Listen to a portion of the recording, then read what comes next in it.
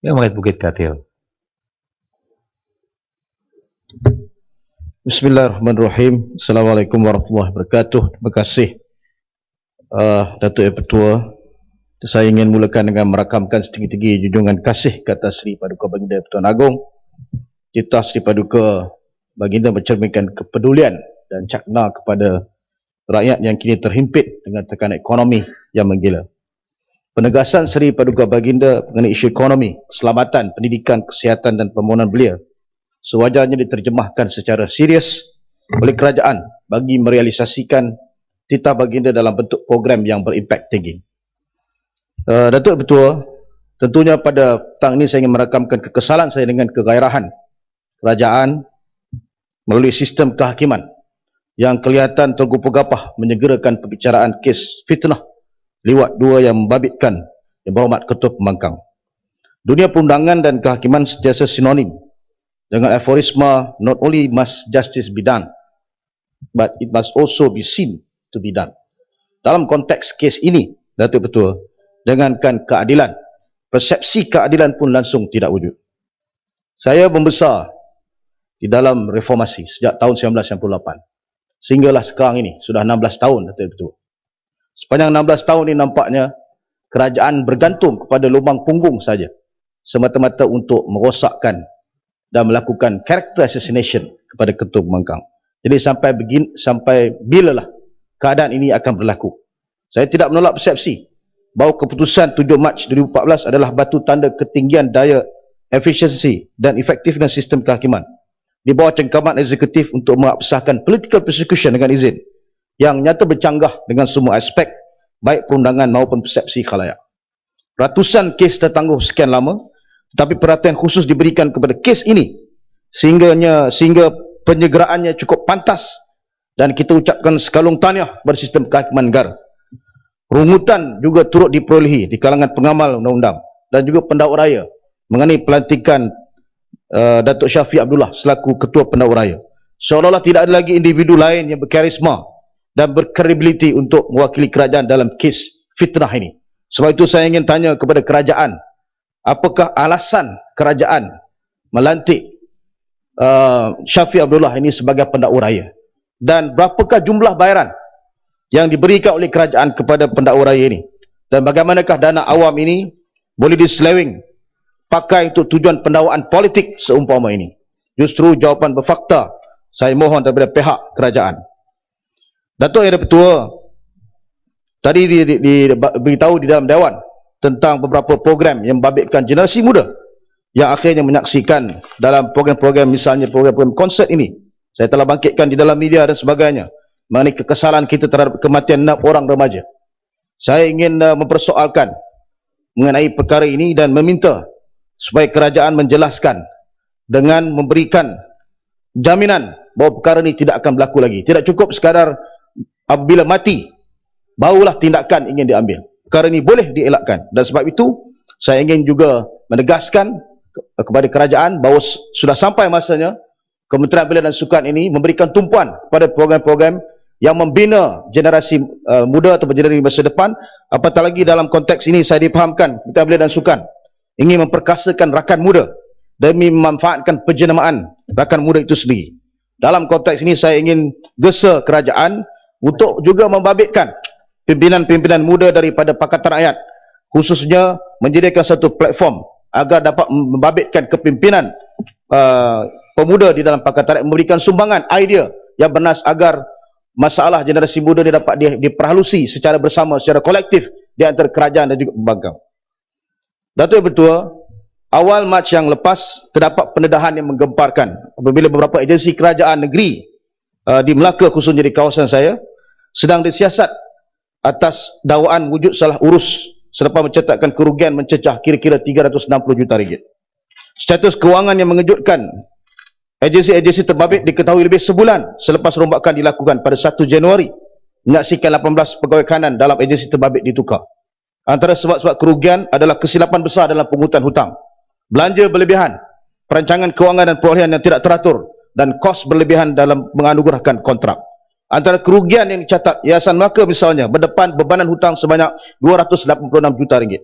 PKNM Perbandaran Kemajuan Negeri Melaka rugi hampir 50 juta ringgit. Majlis Perbandaran Hang Tuah Jaya 25 juta ringgit.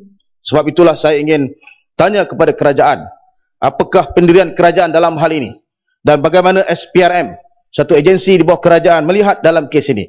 Kerana kita minta supaya satu siasatan yang terus, siasatan yang segera dapat dilakukan untuk memastikan agar wang rakyat ini dapat diselamatkan. Apatah lagi kalau kita lihat contoh misalnya yang bawa bagan, hatta beli kereta Mercedes pun menjadi satu isu yang besar.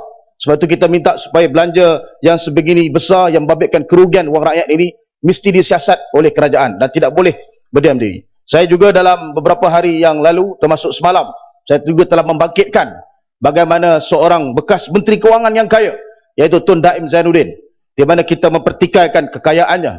Kita ingin menyatakan apakah kerajaan bersedia untuk menyiasat segala kekayaannya yang kita dimaklumkan berada di seluruh negara, di seluruh dunia. Ada bank di Tanzania, ada di Eastern Europe, ada di Afrika dan sebagainya. Ini adalah perkara-perkara yang telah kita dedahkan dan tidak ada jawapan daripada bekas Menteri Kewangan. Saya ingin ingatkan bahawa dalam undang-undang kita, bekas menteri, bekas pegawai kerajaan, kalau kekayaannya lebih 10 dalam waktu tempoh 10 tahun, boleh kita sangkutkan, boleh kita dakwa dia dengan kes-kes yang membabitkan persoalan rasuah dan penyelewengan. Sebab itu saya nak gesa kerajaan dan saya nak minta jawapan daripada kerajaan, apakah perkara ini berada di dalam pengetahuan kerajaan dan apakah perkara ini boleh disiasat dengan begitu tulus agar perkara yang berkaitan dengan penyelewengan ini dapat kita selamatkan daripada terus berlaku. Datuk Yang Pertua, saya tadi mendengar dengan teliti tentang pandangan tumpat mengenai dasar luar negara. Saya bangkitkan tadi persoalan di awal pagi tadi semasa sesi dengan Yang Berhormat Timbalan Menteri Luar berkaitan hal-hal tentang berkaitan dengan dasar kita. Bagaimana ahli-ahli parlimen, bagaimana ketua pembangkang, menteri dan sebagainya, hubungan kita dengan negara luar, bagaimana kita boleh berdiam diri dengan tekanan-tekanan yang diberikan, halang-halangan diberikan sepatutnya menuntut kita untuk lebih berani berhadapan dengan kuasa-kuasa seperti Jepun dan sebagainya. Sebab itu saya ingin tanya kepada Kementerian Luar, kepada kerajaan, apakah kerajaan bersedia misalnya untuk memastikan agar wakil-wakil rakyat di peringkat di kawasan pembangkang ini dilibatkan untuk memainkan peranan yang lebih aktif di dalam dasar luar negara. Misalnya saya ambil contoh, Datuk Speaker, Yang Berhormat Marang misalnya, kerajaan pernah mengakui, malah memperakui misi beliau dalam konflik di Yaman, di mana Yang Berhormat Marang telah diberikan peranan dan disambut pada ketika itu sebenarnya ingatan saya oleh Duta Malaysia dan membantu menyelesaikan masalah konflik di Yaman. Dan begitu juga dalam misi damai Hamas dan Fatah sesuai dengan perjanjian Doha tahun 2012, menyaksikan bagaimana dalam konteks ini kerajaan akhirnya melantik Menteri Dalam Negeri untuk menjadi orang tengah dalam memastikan agar misi damai ini berjaya. Begitu juga dalam hal-hal yang lain seperti yang diungkapkan oleh Yang Berhormat Bertumpat sebentar tadi. Sebab itu saya nak minta kerajaan, apakah kerajaan bersedia untuk mewujudkan satu jawatan kuasa khas yang dianggotoi oleh wakil-wakil daripada kerajaan dan juga pembangkang, Parliamentary Select Committee, dalam kita address dengan izin Datuk Bertua isu-isu membabitkan dasar luar negara. Dan kalau itu boleh kita lakukan, itu satu permulaan yang baik untuk kita tangani isu ini bersama. Saya juga dimaklumkan Yang Berhormat Pekan, misalnya, Yang Berhormat Pekan misalnya dijadualkan untuk bertemu dengan untuk pergi ke Qatar, dan saya dimaklumkan, saya dapat maklumat kemungkinan dia bertemu dengan tokoh Ma'al Hijrah Yusuf Al-Qaradawi, Syekh Yusuf Al-Qaradawi, dan ingin menjemput Syekh Yusuf Al-Qaradawi untuk datang ke Malaysia. Tapi malangnya kita berhadapan dengan krisis nasional ini, Yang Berhormat Pekan membatalkan atau menangguhkan. Dan kalau begitu attitude Yang Berhormat Pekan, saya ingat baguslah. Kalau nak berkawan dengan ulama' sebenarnya itu baik untuk kita. Jangan kita berkawan dengan bomoh, ini jadi masalah.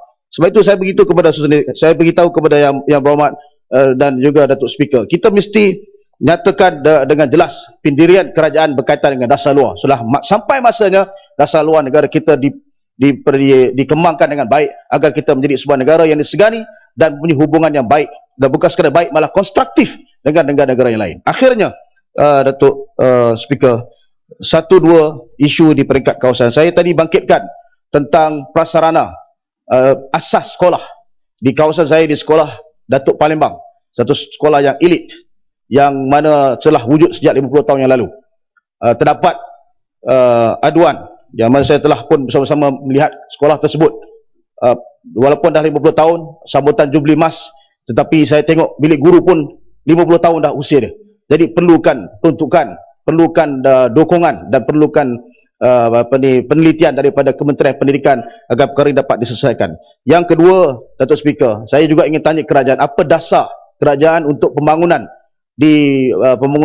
projek perumahan di kawasan Cerun yang tinggi. Kerana di kawasan saya juga di Bukit Katil ada satu projek yang telah diluluskan dan kita minta kerajaan campur tangan kerana projek itu dibuat dengan kecerunan hampir 80 darjah dan hanya bersebelahan dengan satu taman dan ketinggian cerun itu mencecah 20 meter. Dan kalau berlaku, saya yakin akan berlaku kejadian yang tidak diingini.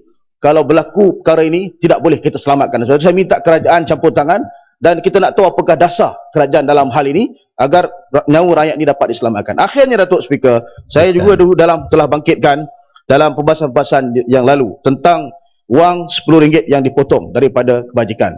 Jaminan menteri ialah wang itu tidak akan dipotong lagi daripada orang miskin sejak tahun ini. Saya nak tahu sama ada perkara ini benar telah dilaksanakan. Yang kedua, yang akhirnya saya juga ingin tahu kepada kementerian berkaitan, duit yang telah diambil tadi, yang dimasukkan dalam satu koperasi, bagaimanakah wang ini dapat dipulangkan balik kepada kelompok sasar, iaitu orang miskin ini. Kerana kalau ikut laporan daripada koperasi bela masyarakat, yang mana wang yang diambil RM10 ini yang dipotong daripada wang orang miskin ini dimasukkan ke dalam koperasi, tetapi bila kita tengok dividen yang diberi kepada mereka yang buat pemotongan ini hanyalah lebih kurang RM5 setahun. Dan ada pula hutang. Koperasi ini beri pinjaman soft loan dan antaranya diberi juga adalah kepada Barisan Nasional Negeri Melaka. Jadi saya minta kerajaan tangani perkara ini dan jumlahnya sebanyak 700,000, satu jumlah yang cukup besar. Datuk Speaker, saya ucapkan terima kasih atas peluang ini. Sekian, terima kasih.